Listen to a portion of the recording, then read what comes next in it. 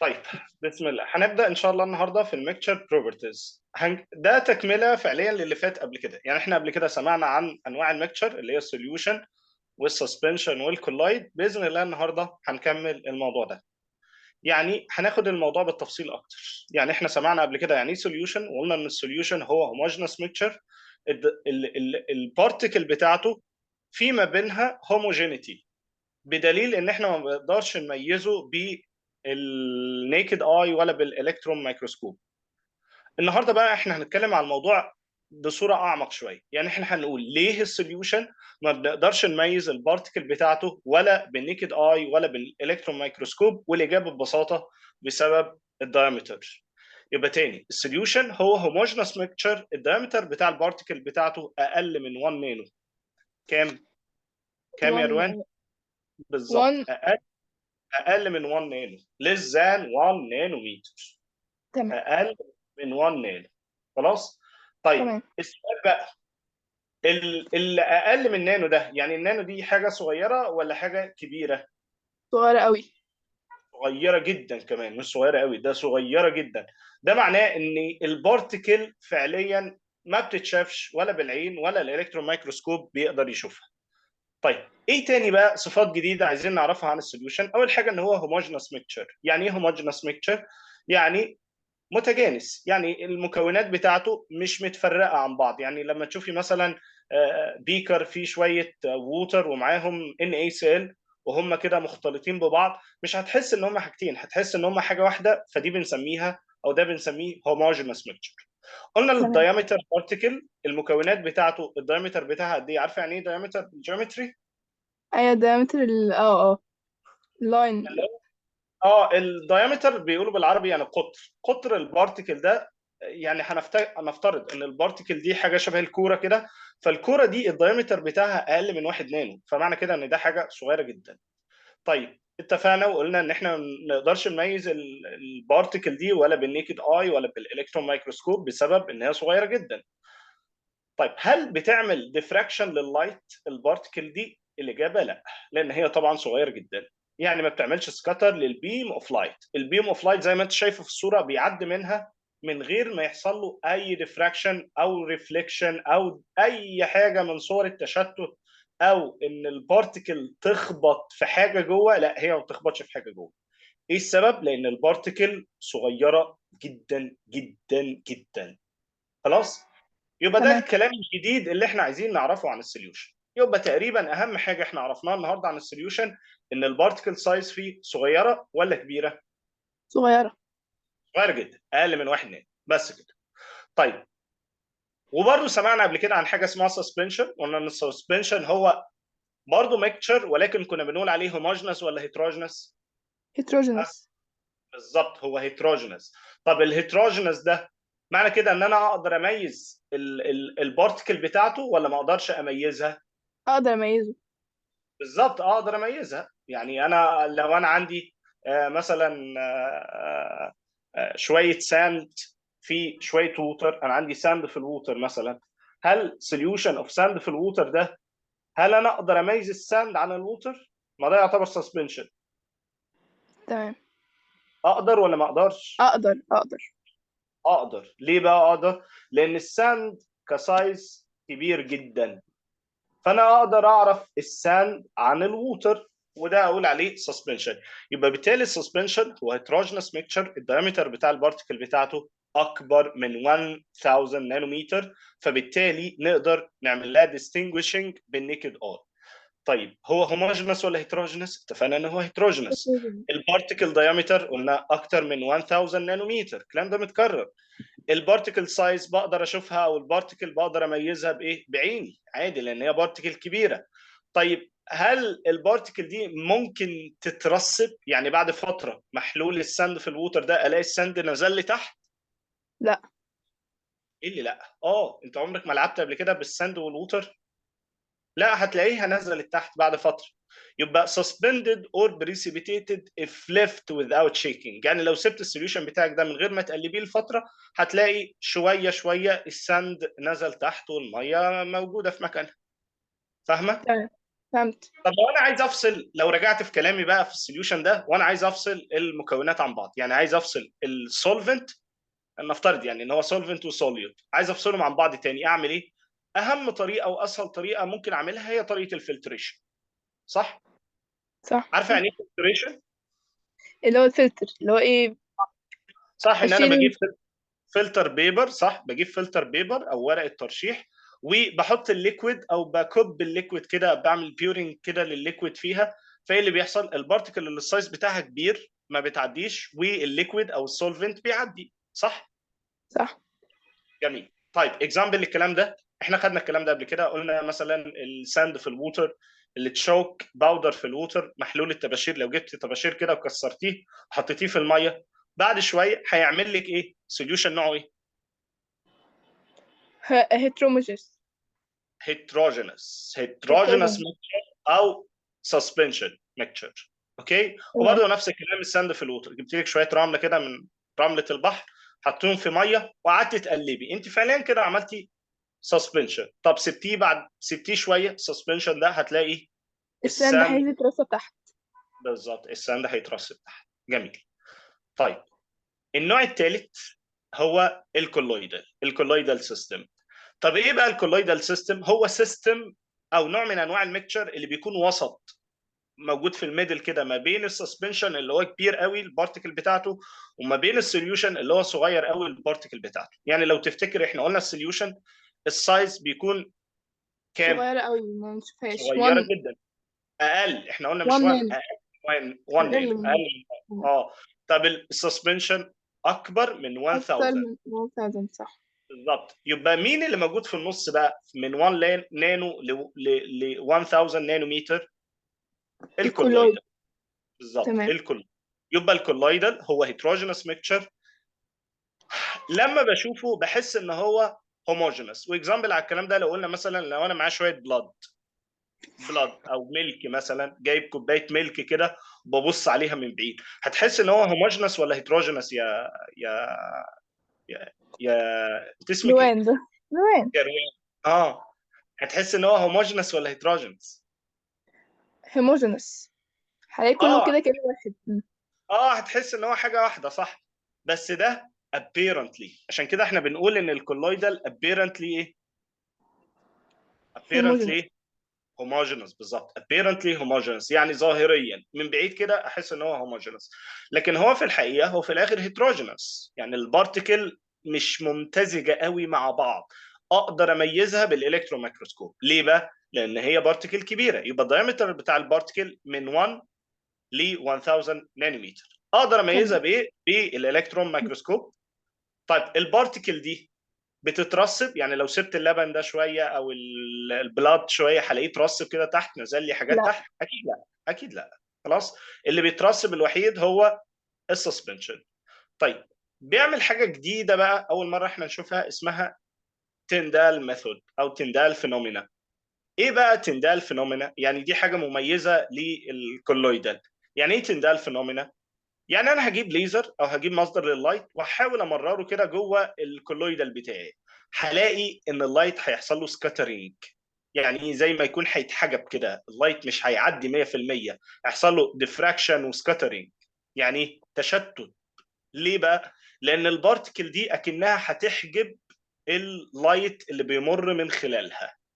فاهمه؟ فانا لو سالتك يعني ايه تندال فينومينا، هي الفينومينا اللي فيها اللايت is scattered on passing through the colloidal system. يبقى تاني، يعني ايه تندال؟ يعني phenomena in which light is scattered when it is passed through colloidal system. طيب جميل.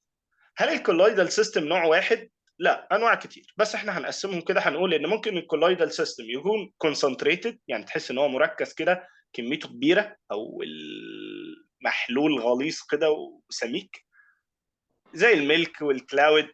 وممكن يكون حاجات خفيفة، يعني مش مركزة، مخففة. فده ممكن وده ممكن. فاهمة؟ تمام. طيب يبقى احنا حتى الآن احنا عملنا زي مقارنة كده ما بين الثلاثة ميكتشر اللي احنا خدناهم حتى الآن. وانا قلت لك ملحوظه مهمه جدا ان الكولويدال سيستم ممكن اعتبره انترميديت كده ما بين السوليوشن والسسبنشن لاسباب كتير، اهمها البارتيكل سايز. تمام. خلاص. خلاص. طيب جميل، تعال نتكلم بقى على الكولويدال بالتفصيل شويه. احنا قلنا كلام عام عن الكولويدال، تعال نتكلم بالتفصيل شويه. لو قلنا الكولويدال ده مكون من ايه، هو مكون من حاجتين برضو مختلطين مع بعض. في السوليوشن فاكره كنا بنقول ايه يا روان؟ أنا هي من السولفنت والسوليد. صح كده. هنا بقى هنقول كلام جديد، اسمه ايه الكلام الجديد ده؟ هقول dispersed phase ودispersion medium. هقول ايه؟ dispersed phase dispersed media. بالظبط. الديسبيرسد فيز دي ايكويفالنت لكلمه سوليوت لو انا بتكلم على سوليوشن، يعني معنى كده ان هي الكومبوننت اللي كميته قليله ولا كميته كبيره. القليلة. بالظبط صح كده. والديسبيرشن ميديم هو السولفنت بتاعنا او الكومبوننت اللي كميته كبيره. جميل جدا جدا جدا. تعالي بقى ناخد اكزامبل لكولويدال سيستم موجوده في حياتنا ونتعرف على الفيزيكال ستيت بتاعتها. لو تفتكري احنا لما خدنا السوليوشن عملنا كلاسيفيكيشن للسوليوشن على اساس ثلاث حاجات، فاكراهم؟ الفيزيكال ستيت، الحاجه الثانيه أيوة، اللي هي الجاز والليكويد والسوليد. دي الفيزيكال ستيت، صح دي الفيزيكال ستيت. خدنا كمان حاجه أو إن هو لو بيبقى عامل لها إن هو بيبقوا ميكس كله. لا بقول الكلاسيفيكيشن يا روان، كلاسيفيكيشن.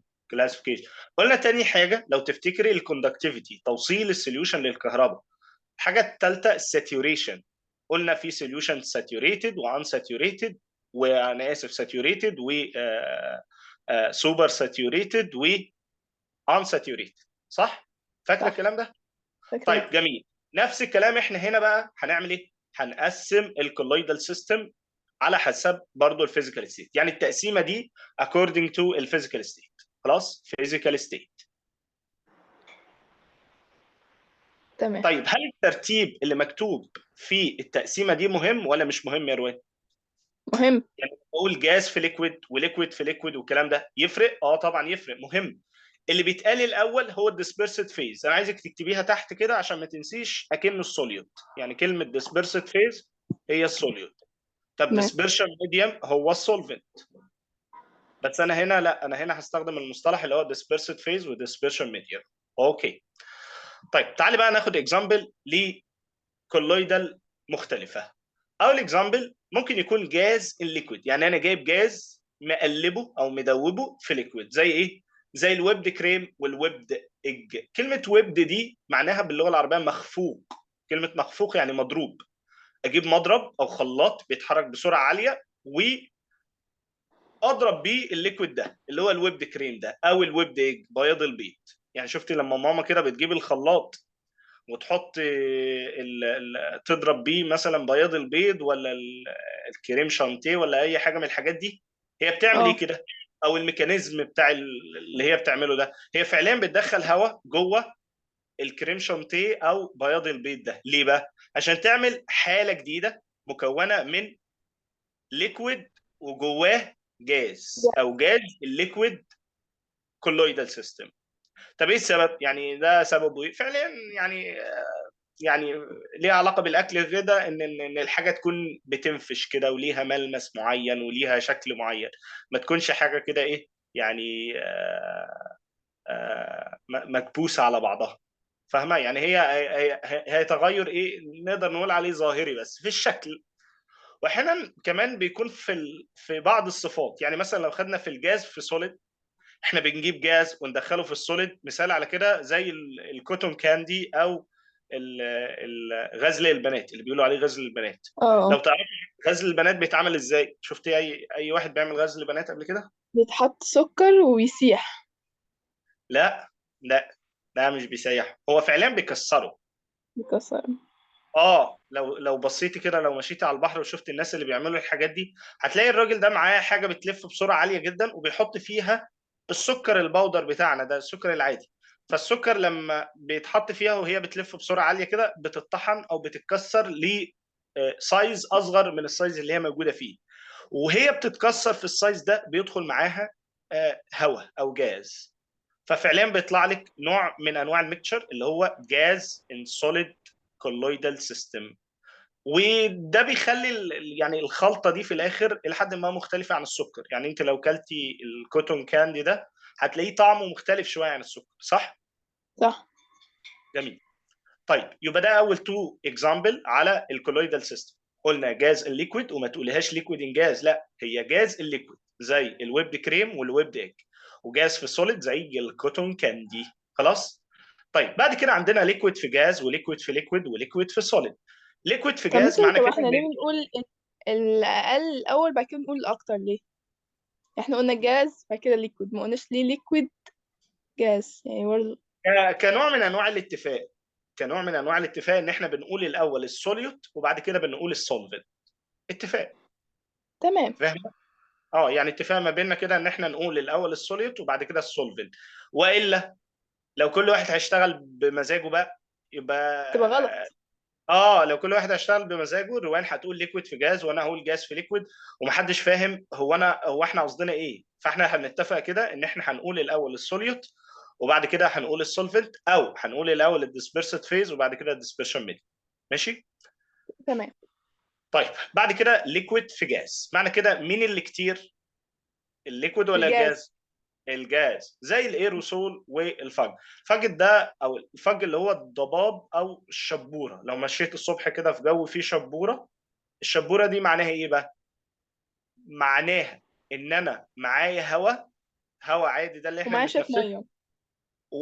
وعليه قطرات من الميه او عليه جزيئات ميه او عليه يعني رطوبه عاليه يعني، اه. والرطوبه دي معناها برضو ميه. فعشان كده بنقول هو ليكويد في جاز. الليكويد في الحاله دي هي ايه؟ في حاله الفج مثلا اللي هو ايه؟ ايه الليكويد اللي عندي؟ ال H2O. وايه بقى اه، الجاز؟ الاير. تمام. الاير. طب في حاله تمام. الايروسول او الحاجات اللي بتترش دي، على حسب بقى نوع الحاجه يعني. الحاجات اللي بتترش بتكون ليكويد معين، ماده معينه، ممكن ماده ليها ريحه، ممكن ماده بتموت حشرات، على حسب استخدامها. وبنحط معاها غاز يخلي الماده دي الى حد ما مش ليكويد، احنا عايزينها تكون حاله كده من حالات الجاز. ال... اه بالظبط، احنا عايزينها جازي شويه، مش عايزينها ليكويد بحيث انها تترش بسهوله. فالايروسول تعتبر ليكويد في جاز. طيب ليكويد في ليكويد يعني انا جايب اتنين ليكويد في بعض، زي المايونيز او الامالشن بتاع الاويل في الفينيجر. تعرف المايونيز ده عباره عن ايه؟ اه، ايوه المايونيز اللي هو بتحط في الأكل. ايوه، مكوناته ايه يعني؟ اه، بيبقى حاجات سائلة، بيض، صح، هو كده يعني. تقريبا بياض بيض ومعاه لبن، وبيحطوا عليه حاجات تديله طعم وكده. فهو ليكويد وليكويد مم. خلطناهم ببعض بصوره معينه، فطلع لي المايونيز ليكويد في ليكويد كولويدال سيستم. طيب ممكن يكون ليكويد في سوليد زي الهير جel. الهير جel او جل بتاع الشعر ده، انا جايب ليكويد وحاطط معاه ماده سوليد، الماده اللي هي الفعاله او الماده اللي هي بتدي للشعر اللمعان بقى او الثبات او ايا كان، فخلطهم مع بعض كده عشان اسهل استخدامهم، بدل ما ابيع الهير جel في صوره باودر كده، لا انا هبيعه في صوره جل او كريم يتحط بسهوله. طيب. طب سؤال يا مستر، السؤال السوليد ده مثلا بيبقى عبارة عن بودرة صح هنا؟ يس طبعا، تمام. ماده بودره، عشان تمام. كده هي سوليد. طب بعد كده سوليد في جاز. سوليد في جاز يعني اللي قليل عندي هو السوليد واللي كتير هو الجاز. مثال على كده الضغط في الاير، لما تفتحي مثلا البلكونه او الشباك في وقت فيه شمس تلاقي الشمس داخله كده، لو بصيتي في الشعاع بتاع الشمس اللي داخل ده هتلاقي الهواء بيحمل فيه بارتكل صغيره كده، هي دي الضغط بقى. فاحنا لو جينا نبص للسيستم ده هنقول عليه سوليد في جاز كولويدال سيستم. سوليد في جاز كولويدال سيستم. طب سؤال بقى يا روان، ليه ما نقولش على السيستم ده سوليوشن؟ ليه ما نقولش على السيستم ده ايه؟ سوليوشن اه عشان في الفيس والميديا. عشان ايه؟ ليه ديسبريست فيس وديسبريست ميديا، مش كده احنا نقول عليه. سيبك من الاسامي دي اسامي بس، مش دي قصتنا. انا بسأل ليه الدست في الاير ما يعتبرش سوليوشن لكن يعتبر كولويدال؟ ليه؟ ببساطة عشان البارتيكل سايز. البارتيكل سايز هنا مش صغيره قوي لدرجه ان انا اقول عليها سوليوشن. بدليل ده احنا ساعات بنشوفها بعينينا، صح؟ ضغط في الاير صح. ساعات بنلاحظه اه بالعين لما الشمس تكون داخله في وقت معين، فاهمه؟ فالفكره كلها انا عايزك تربطي ما بين او تفرقي ما بين الثلاث انواع من الميكتشر دول على اساس البارتيكل سايز. هي القصه كلها في البارتيكل سايز. يبقى سوليد في جاز زي الدست في الاير. طيب تمام. اخر حاجه سوليد في ليكويد زي البيجمنت اللي هي الدهانات.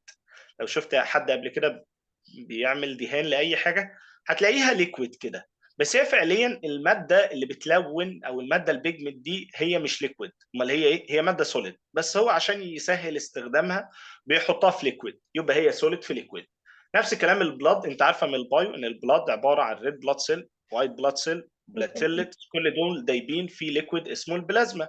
فده برضو يعتبر كولويدال سيستم. الميلك برضو انت خدت في البايو ان الميلك حاجات كتير دايبه مع بعض، منها مثلا الكازين، صح؟ البروتين اللي اسمه صح. الكازين. وفي برضو ليبيد، كل ده مخلوط في بعضه كده في ليكويد وعامل لي الميلك في الاخر. والستارش في الووتر، يعني انا لو جبت شويه نشا كده، وطبعا نشا سوليد، وحطيته في الميه وقعدت اقلب كده، انا عملت جيلي او ستارش ان هوت ووتر كولويدال سيستم. فده كله يعتبر سوليد في ليكويد. ده كله يعتبر ايه؟ solid liquid. سوليد في ليكويد. طيب انا سالتك بقى ليه ما فيش نو جاز ان جاز كولويدال سيستم؟ السؤال اللي تحت ده بيقول لك ليه ما فيش جاز ان جاز كولويدال سيستم. يعني انا مثلا ليه ما اجيبش مثلا الاكسجين واقلبه او اخلطه في النيتروجين فيديني كولويدال؟ ما بيحصلش الكلام ده.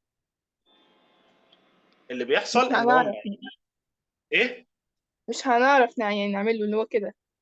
بالظبط. ليه؟ لان دول بيعملوا سوليوشن مش بيعملوا كولويدال. طب ايه السبب ان هم بيعملوا سوليوشن مش كولويدال، او هم هوموجينس مش هيتروجينس زي ما الكتاب بيقول؟ يعني ليه عشان هم هما ما بيبانوش. انا قلت لك اربطي كل حاجه بالبارتيكل سايز. يبقى انا لو قلت لك ليه الاكسجين في النيتروجين بيكونوا سوليوشن مش بيكونوا كولويدال، الاجابه due to البارتيكل سايز. The تمام. particle size is less than 1 نانومتر. خلاص؟ تمام. فهمتي؟ طيب فهمت. يبقى حتى الان احنا قسمنا الميكتشر المختلفه وعرفنا كل واحد من دول بيتميز بايه. طيب تعالي نكمل بقى. لو احنا عايزين نحضر preparation of colloidal system، يعني انت حبيتي قصه الكولويدال دي وعايزه تصنعي كولويدال سيستم في البيت، يعني انت عايزه تعملي الخلطه اللي بيقولوا عليها كولويدال دي. فعندك طريقتين. اول طريقه اسمها الديسبرشن، والطريقه الثانيه اسمها الكوندنسيشن. الديسبرشن هي بالظبط شبه طريقه عمل الجيلي او المهلبيه. ببساطه بتجيبي باودر، يعني كراشد بارتكل كده، بارتكل صغيره جدا اللي هي الباودر، وبتحاولي تقلبيها جوه ميديم او سولفنت، صح؟ مش ده اللي انت تمام. بتعمليه في الجيلي؟ مش بتجيبي الباودر اللي هو الجيلي اللي بيتباع ده اه. وبتضيفي في الميه وتقعدي تقلبي؟ انت بتعملي ايه؟ انت بتجيبي سمول بارتيكل، والسمول بارتيكل دي السايز بتاعها بيكون من 1 ل 1000 نانومتر، وبنقلبها او ستيرد كده في ليكويد او في سولفنت. زي بالظبط بيقول لك شبه طريقه عمل الجيلي او المهلبيه. بنجيب بارتيكل اسمها الستارش او النشا، وبنقعد نقلبها كده في الليكويد اللي هو الووتر، بس طبعا لازم يكون التقليب في اتجاه معين وبسرعه وورا بعض وما نحطش كميه كبيره مره واحده عشان ما يكلكعش. كل ده لو انا مشيت عليه هيعمل لي سيستم في الاخر نوعه ايه؟ كولويد. كل بالظبط كولويدال سيستم. يبقى دي اول طريقه اسمها ديسبرشن. الطريقه الثانيه اسمها الكوندنسيشن. طب الكوندنسيشن فكرتها ايه؟ فكرتها ان انا عندي سمول بارتيكل انا هجمعهم مع بعض بحيث يوصلوا للسايز اللي هو من 1 ل 1000 نانومتر.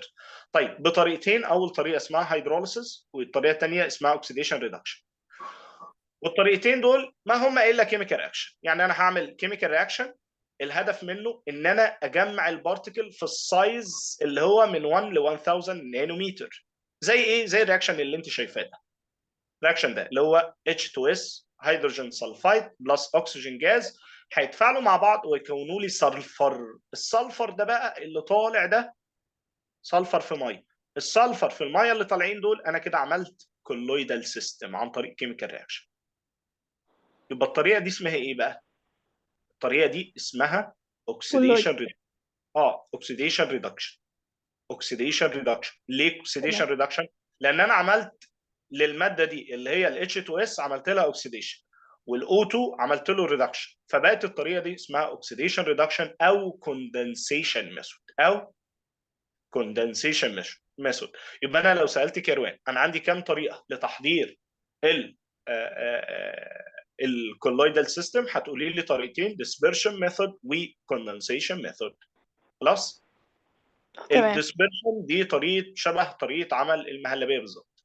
الكوندنسيشن كيميكال رياكشن هيوصل لي لسيستم كولويدال، لما اجيب ال H2S افعله مع ال O2 يدينا S2 اللي هي السلفر باودر، يعني هيطلع لي سلفر باودر ودايب في الميه، الاثنين دول مع بعض كده عاملين لي كولويدال سيستم. طيب اللي احنا قلناه ده كله ملخصه في التيبل ده تقريبا، اللي احنا قلناه كله ملخصه في التيبل ده، اللي هو مقارنه ما بين الثلاثه ميكتشر اللي احنا خدناها: السوليوشن والكولويدال والسسبنشن.